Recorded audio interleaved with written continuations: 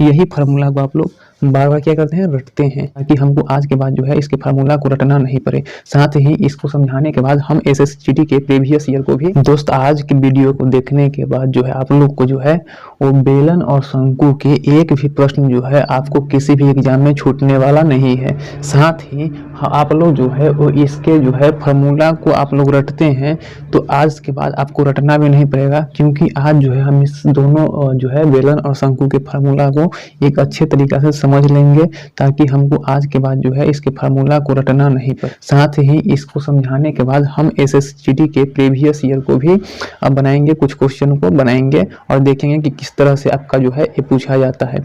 तो चलिए देखते हैं। तो देखिए सबसे पहले बेलन का आयतन, तो देखिए सबसे पहले तो इस तरीका का आपका बेलन होता है। बेलन में जो है आपका ये क्या है, तो ये हमारा त्रिज्या है, ये जो है हमारा त्रिज्या, ये हमारा जो है ऊंचाई है, ठीक है, ये हमारा ऊंचाई हो गया, ये हमारा त्रिज्या हो गया, ठीक है, इतना आप लोग समझ गए। अब देखिए बेलन का आयतन तो आप लोग हमेशा रटते होंगे, पाई आर स्क्वायर एच होता है। क्या होता है हमारा, pi R square H, pi R square H. ये हमारा आया कहाँ से, हम इसको रटते हैं लेकिन समझते नहीं है, ये हमारा आया कहाँ से। तो देखिए यहाँ पे जो है हमारा ये वृत्त है, ये भी हमारा वृत्त है, और वृत्त का क्षेत्रफल जो होता है वो पाई आर स्क्वायर होता है। वृत्त का जो क्षेत्रफल होता है वो पाई आर स्क्वायर होता है। इसमें एच को गुना करने पर हमारा बेलन का जो है वो आयतन निकल के आ जाता है, ठीक है। तो बेलन का आयतन कहाँ से आया, तो हमारा वृत्त का क्षेत्रफल और गुना यहाँ पे हाइट, इसका हाइट से गुना हो जाता है, यानी वृत्त की क्षेत्रफल में हाइट को गुना करेंगे तो बेलन का हमारा क्या आ जाएगा, आयतन आ जाएगा। देखिए अब आगे बेलन का वक्र पृष्ठ क्षेत्रफल, तो आप लोग जो है वो वृत्त का परिधि पढ़े होंगे 2 पाई आर। वृत्त का परिधि कितना होता है, तो 2 पाई आर, ये वृत्त की परिधि 2 पाई आर, इसमें भी एच को गुना कर देंगे तो हमारा बेलन का वक्र पृष्ठ क्षेत्रफल प्राप्त हो जाएगा।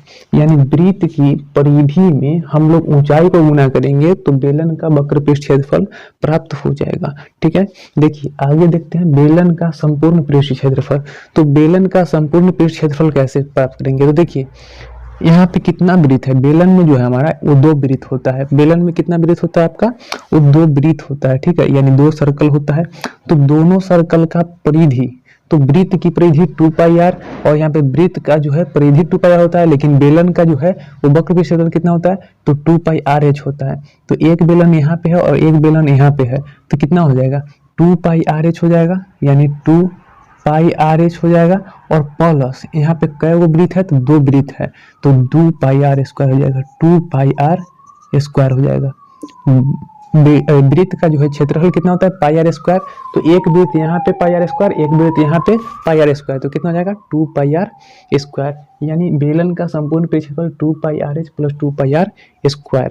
उम्मीद है कि आपको जो है बेलन के सभी सूत्र समझ में आ गए होंगे कि ये जो है कहाँ से आता है।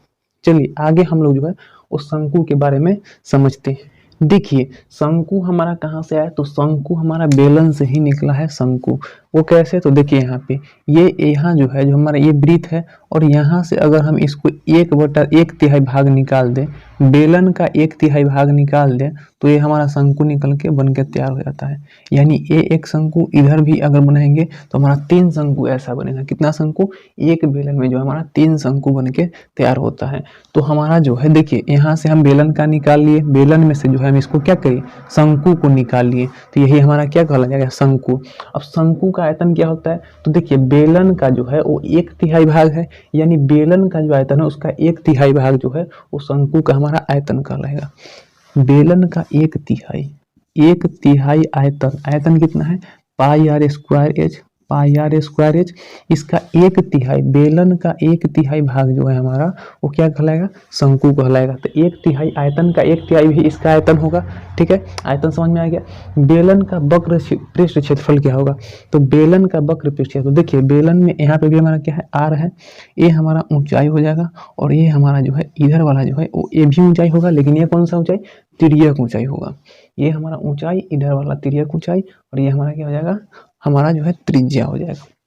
देखिए तो आयतन हम लोग समझ गए, इसका 1/3 भाग क्या है, शंकु का आयतन है।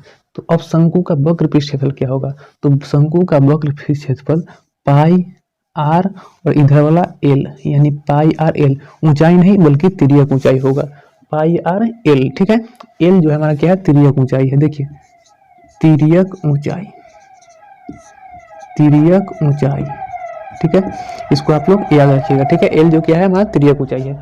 अब क्या करें, शंकु का संपूर्ण पृष्ठ क्षेत्रफल, तो संपूर्ण पृष्ठ क्षेत्रफल निकालने के लिए क्या करते हैं, शंकु का वक्र पृष्ठ क्षेत्रफल में क्या जोड़ेंगे, तो शंकु यहाँ पे क्या जोड़ेंगे, वृत्त का क्षेत्रफल जोड़ देंगे, ठीक है। तो वृत्त का क्षेत्रफल कितना है, पाई आर स्क्वायर होता है, तो पाई आर एल में कितना जोड़ेंगे, पाई आर स्क्वायर को जोड़ेंगे तो हमारा क्या हो जाएगा, शंकु का संपूर्ण पृष्ठ क्षेत्रफल प्राप्त हो जाएगा। देखिए अब हमारा है तिर्यक ऊंचाई, तिर्यक ऊंचाई हमने क्या होता है एल, तो तिर्यक ऊंचाई बराबर क्या होगा एल। अब एल बराबर क्या होगा, देखिए चूंकि यहाँ पे हम लोग कह सकते हैं यहाँ पे ये वाला जो है हमारा, इधर वाला अगर इसको हम निकाले तो ये हमारा कौन सा त्रिभुज है, ये हमारा हो जाएगा समकोण त्रिभुज। कौन सा त्रिभुज है, समकोण त्रिभुज।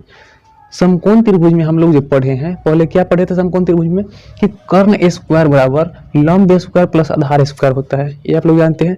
तो कर्ण स्क्वायर, कर्ण कितना है एल, तो कर्ण स्क्वायर बराबर लंब स्क्वायर कितना है, तो एल एच स्क्वायर, अब प्लस आधार स्क्वायर, आधार कितना है आर, तो आर स्क्वायर।